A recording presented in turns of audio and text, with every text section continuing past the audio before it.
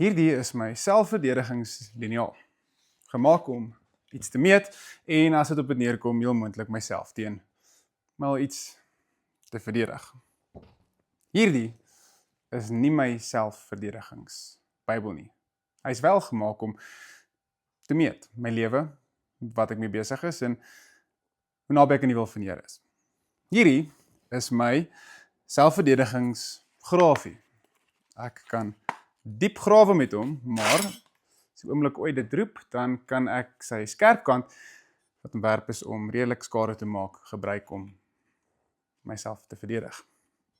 Hierdie is nie my selfverdedigingsbybel nie, dit is wel iets goeds om diep te grawe in wie God is en in wat ek glo. Hierdie is my byl. Hy doen wat 'n byl doen.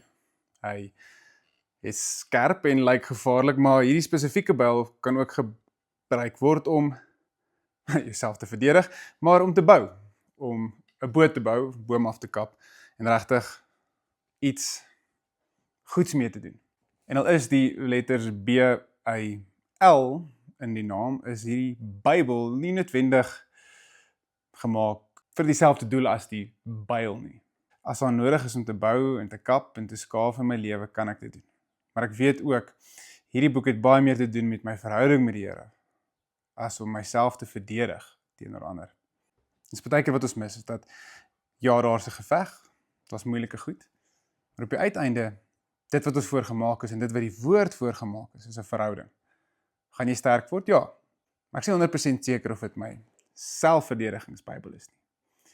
Maar soos ons weet, die woord van God is 'n dubbel snyende swaard. Baie min te doen met verdedig. Dit is meer om lief te wees. Soos jy die vermoë het om met 'n byl of 'n selfverdedigingsliniaal of 'n taktiese grafie lief te wees, moontlik het die Here jou geroep vir dit. Ek kies om hierdie boek te lees as een wat my liefde meet, in my hart in te grawe en in ander se lewens in te bou.